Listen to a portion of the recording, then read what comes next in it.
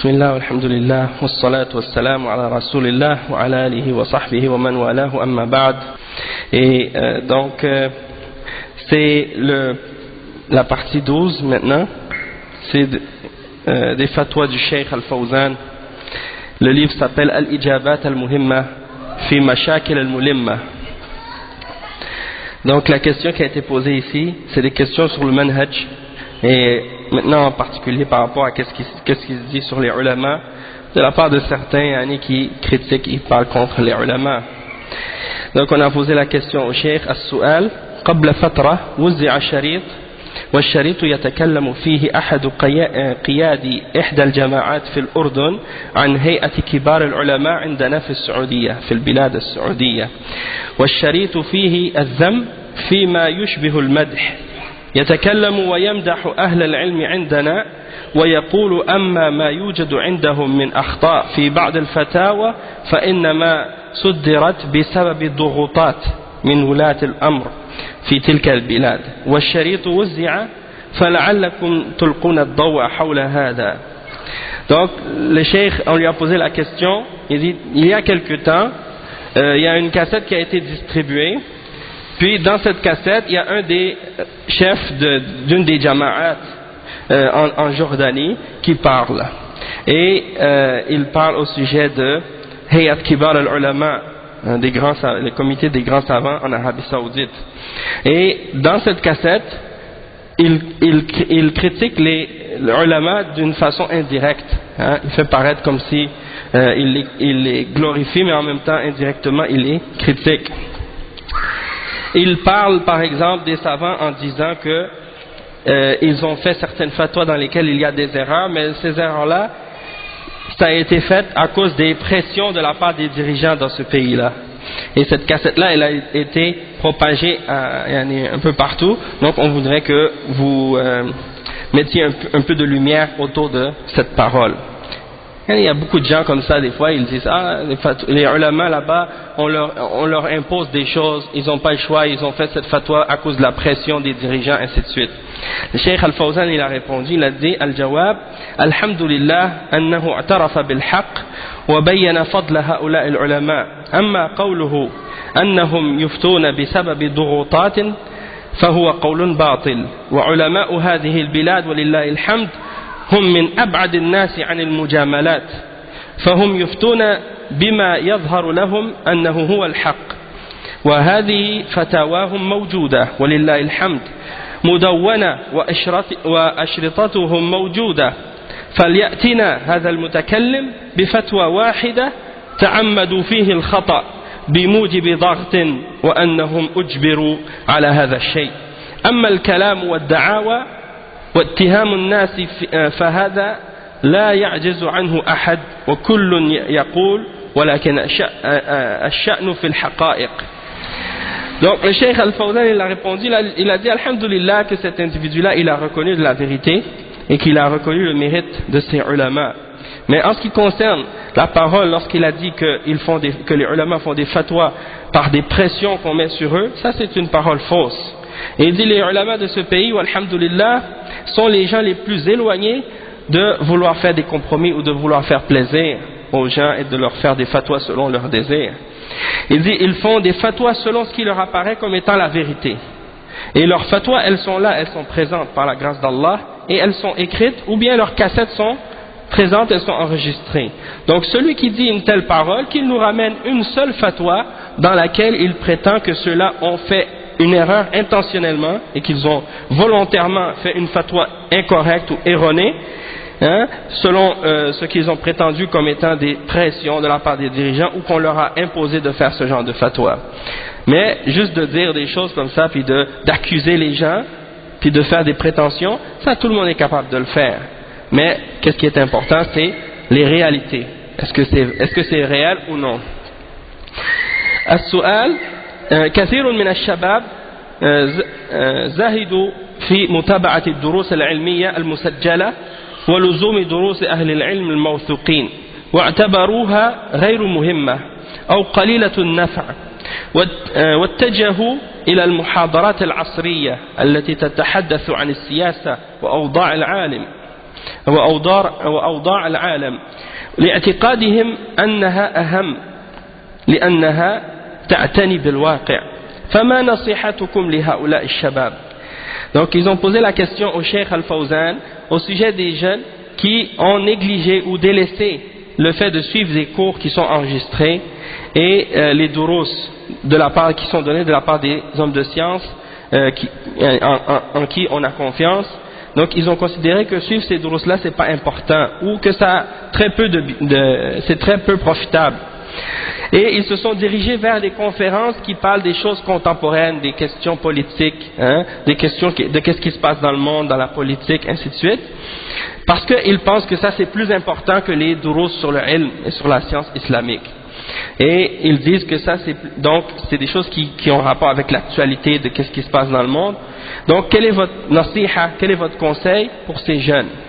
Le cheikh il a répondu, il a dit al-jawab alhamdulillah هذا كما سبق ذكره الاشتغال بالمحاضرات العامة والصحافة وبما يدور في العالم دون علم بالعقيدة وعليكم السلام ورحمة الله وبركاته ودون علم بأمور الشرع تضليل وضياع يصبح صاحبها مشوش الفكر لأنه استبدل الذي هو أدنى بالذي هو خير.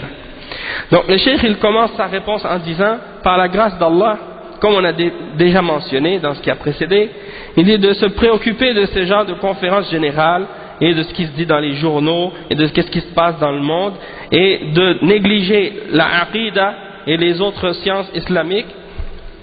Il dit ça c'est de l'égarement et c'est de la perte de temps, c'est du gaspillage. Et la personne qui se préoccupe uniquement de ce genre de conférences, de cours ou de conférences, eh bien il devient troublé dans sa pensée et dans son esprit parce qu'il a remplacé ce qui est meilleur par ce qui est moins profitable ou moins bénéfique. Et il dit Wallahu subhanahu wa ta'ala amarana bita'allum al-ilm an-nafi' awwalan qala ta'ala fa'lam annahu la ilaha illa Allah wastaghfir li dhanbik قل هل يستوي الذين يعلمون والذين لا يعلمون إنما يتذكر أولو الألباب إنما يخشى الله من عباده العلماء إن الله عزيز غفور قل رب زدني علما إلى غير ذلك من الآيات التي تحث على طلب العلم المنزل في كتاب الله وسنة رسوله صلى الله عليه وسلم لأن هذا هو العلم النافع المفيد في الدنيا والآخرة وهذا هو النور الذي يصبر الإنسان يصبر الإنسان به يبصر الإنسان به الطريق إلى الجنة وإلى السعادة والطريق إلى العيشة الطيبة النزيهة في الدنيا.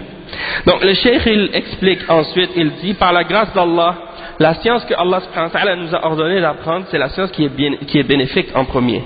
Et il mentionne des versets comme le verset 19 dans Surat Muhammad dans lequel Allah subhanahu wa ta'ala dit sache que rien ne mérite d'être adoré excepté Allah et demande pardon pour ton péché. Et le verset 9 dans Surat Az-Zumar dit est-ce qu'ils sont égaux ceux qui savent et ceux qui ne savent pas? Seulement ceux qui détiennent l'intelligence se souviennent. Et il mentionne le verset 28 dans Surat Fatir dans lequel Allah subhanahu wa ta'ala dit c'est uniquement ceux qui craignent Allah, c'est uniquement les ulama parmi ses serviteurs qui craignent Allah subhanahu wa ta'ala. Innama yakhsha Allah min ibadihi al-ulama. C'est les ulama qui craignent Allah subhanahu wa ta'ala. Et certes Allah est puissant et pardonneur. Et il mentionne le verset 114 dans Surat Taha dans lequel Allah subhanahu wa ta'ala dit et dit ô mon Seigneur augmente-moi en science. Et ça c'est Allah subhanahu wa ta'ala qui ordonne au prophète Muhammad sallallahu alayhi wa sallam de demander plus de science et ainsi que beaucoup d'autres parmi les versets qui incitent les gens à chercher la science qui a été révélée dans le Coran et dans la sunna du messager sallallahu alayhi wa sallam parce que ça c'est ça qui est la science bénéfique, c'est ça qui va te profiter dans ta dunya et dans ton akhirah et c'est une lumière par laquelle tu vas être capable de voir sur le chemin qui va t'amener vers le paradis et qui va te donner le bonheur et également qui va t'amener vers une voie pour avoir une vie qui est bonne et qui est propre dans cette dunya. قال تعالى يا أيها الناس قد جاءكم برهان من ربكم وأنزلنا إليكم نورا مبينا فأما الذين آمنوا بالله واعتصموا به فسيدخلهم في رحمة منه وفضل ويهديهم إليه صراطا مستقيما. ونحن نقرأ سورة الفاتحة وفيها الدعاء العظيم اهدنا الصراط المستقيم صراط الذين أنعمت عليهم غير المغضوب عليهم ولا الضالين.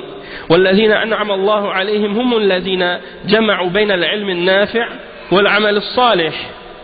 ومن يطع الله والرسول فأولئك مع الذين أنعم الله عليهم من النبيين والصديقين والشهداء والصالحين وحسن أولئك رفيقا. غير المغضوب عليهم ولا الضالين هم الذين أخذوا العلم وتركوا العمل العلم. فالصنف الأول مغضوب عليه لأنه عصى الله على بصيرة، والصنف الثاني ضال لأنه عمل بدون علم. ولا ينجو إلا الذين أنعم الله عليهم وهم أهل العلم النافع والعمل الصالح. Donc, à la suite de ça, le cheikh, il mentionne d'autres versets, comme le verset 174 et 175 dans Surat An-Nisa, dans lequel Allah subhanahu wa ta'ala il dit: ô vous les hommes, une preuve éclatante ou éclairante vous est venue de la part de votre Seigneur, et on a fait descendre sur vous une lumière claire. Et en ce qui concerne ceux qui ont cru et qui se sont cramponnés en ce qui a été révélé, on va les faire rentrer dans sa miséricorde, dans une miséricorde de sa part et une grâce, et on va les guider vers un chemin droit. Donc, et on lit également dans Surat Al-Fatiha, dans laquelle il y a un grand dua qu'on récite dans chaque prière. Allah subhanahu wa ta'ala dit: guide-nous sur le droit chemin. Il nous ordonne il nous dit dans cette surah comment on doit l'invoquer. Guide-nous sur le droit chemin, le chemin de ceux sur qui tu as mis ta grâce, et non pas le chemin de ceux qui ont encouru ta colère, et non plus celui des égarés. Le cheikh il dit que ceux sur qui Allah a mis sa grâce, ce sont ceux qui ont réuni les deux choses, la science qui est bénéfique et les bonnes œuvres. Wa alaykum salam wa rahmatullah. Et il mentionne le verset 69 dans Surat An-Nisa, dans lequel Allah subhanahu wa ta'ala explique qui sont ceux qui ont reçu la grâce d'Allah subhanahu wa ta'ala. Il dit: et quiconque a obéi à Allah et aux messagers, alors ceux-là sont parmi ceux sur qui Allah a mis sa grâce, parmi les prophètes, parmi les siddiqines, les véridiques, les shuhada, les martyrs et les salihin, les pieux, les vertueux. Ceux-là sont des gens qui sont des bons compagnons, ceux-là sont des gens avec qui on doit rester. غير المغضوب عليهم ولا الضالين. غير المغضوب عليهم, il dit, ce sont ceux qui ont pris la science mais qui ont abandonné l'application et la pratique. ولا الضالين, ce sont ceux qui n'ont pas pris la science, ils ont appliqué la religion mais sans science. Donc le cheikh il dit que la première catégorie sont des gens sur qui la colère d'Allah subhanahu wa ta'ala est tombée parce qu'ils ont désobéi à Allah subhanahu wa ta'ala avec connaissance, tandis que la deuxième catégorie sont des égarés puisqu'ils ont pratiqué la religion sans connaissance, sans science, et personne d'entre les hommes ne sera sauvé excepté s'il fait partie de ceux sur qui Allah a mis sa grâce, c'est-à-dire ce sont les hommes de science qui ont la science bénéfique et qui ont appliqué les bonnes œuvres. Le cheikh il dit: فيجب أن يكون هذا لنا على بال أما الاشتغال بوقائع العصر كما يقولون أو فقه الواقع فهذا إنما يكون بعد الفقه الشرعي. Le cheikh il dit, donc on doit toujours se souvenir de ça, et en ce qui concerne de se préoccuper par tout ce qui se passe dans l'actualité, dans l'époque moderne, il dit le cheikh, ça on le fait uniquement après avoir étudié la science de la charia. إذ الإنسان بالفقه الشرعي ينظر إلى واقع الناس وما يدور في العالم وما يأتي من أفكار ومن آراء ويعرضها على العلم الشرعي الصحيح ويميز خيرها من شرها وبدون العلم الشرعي فإنه لا يميز بين الحق والباطل والهدى والضلال فالذي يشتغل بادئ ذي بدء بالأمور الثقافية والأمور الصحفية والأمور السياسية وليس عنده بصيرة من دينه فإنه يضل بهذه الأمور لأن أكثر ما يدور فيها ضلال ودعوة للباطل وزخرف من القول وغرور نسأل الله العافية والسلامة. Donc le cheikh il dit si tu fais pas précéder la science de la charia avant de te préoccuper de ces différents événements, de ces différentes connaissances de qu'est-ce qui se passe dans le monde, eh bien, tu risques de t'égarer. Pourquoi? Parce que avec la science de la charia, quand tu vas observer et tu vas analyser qu'est-ce qui se passe dans le monde, dans la vie des hommes, et qu'est-ce qui se passe dans le monde, tu vas être capable par la suite de distinguer et de juger en te basant sur la science de la charia qui est correcte. Tu pourras analyser toutes les pensées et toutes les opinions qui te sont présentées dans les journaux, dans les médias ou autres, parce que tu vas être capable d'avoir une base du Coran et de la Sunna sur laquelle tu vas être capable de distinguer qu'est-ce qui est vrai et qu'est-ce qui est faux. Et tu vas être capable de distinguer entre qu'est-ce qui est bon et qu'est-ce qui est mauvais. Mais sans avoir la science de la charia, tu pourras pas distinguer entre qu'est-ce qui est vrai et qu'est-ce qui est faux, entre qu'est-ce qui est une guidance et qu'est-ce qui est l'égarement. Donc celui qui se préoccupe d'étudier au tout début les choses qui ont rapport avec la culture, avec les choses par exemple des journaux et de tout ce qui se passe dans les médias et des affaires politiques, et qui n'a pas de connaissance de la religion, alors c'est sûr qu'il va s'égarer dans ces choses-là. Et c'est ça ce qui se passe actuellement. Comme le cheikh il dit maintenant, c'est la réalité de qu'est-ce qui se passe. Beaucoup de gens qui parlent, par exemple, dans les médias, qui écrivent dans les journaux, sont des journalistes, ils ont étudié toute leur vie dans les sciences de journalisme ou autres. Ils connaissent beaucoup de choses de la dunya, ils connaissent beaucoup de choses de la politique, ils connaissent beaucoup de choses de l'économie ou autres, mais dans la charia, ils connaissent rien.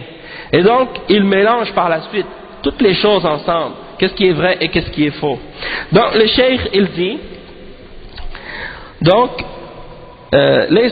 celui qui n'a pas, comme on a dit, de connaissance de la charia, il ne pourra pas distinguer correctement entre ces choses-là, donc il va s'égarer. Parce que la majorité de qu'est-ce qui se passe dans le monde actuellement, c'est de l'égarement. Et c'est des gens qui invitent à qu'est-ce qui est faux, avec des paroles qui sont embellies et enjolivées. Et c'est de la tromperie. Donc on demande à Allah subhanahu wa ta'ala de nous protéger, de nous pardonner, de nous épargner de tout ce genre de choses-là. Donc on va s'arrêter ici, Inch'Allah. Subhanakallah wa bihamdik. Ashhadu an la ilaha illa ant. Astaghfiruka wa atubu ilayh. Wa iyyakum. Donc ça c'est des bonnes explications de la part des ulama comme Cheikh Al-Fawzan. Franchement ils aident beaucoup les musulmans à notre époque de comprendre correctement la religion. Et c'est pour ça que c'est important de toujours retourner aux ulama si on ne veut pas s'égarer dans notre compréhension de l'islam. On va s'arrêter ici.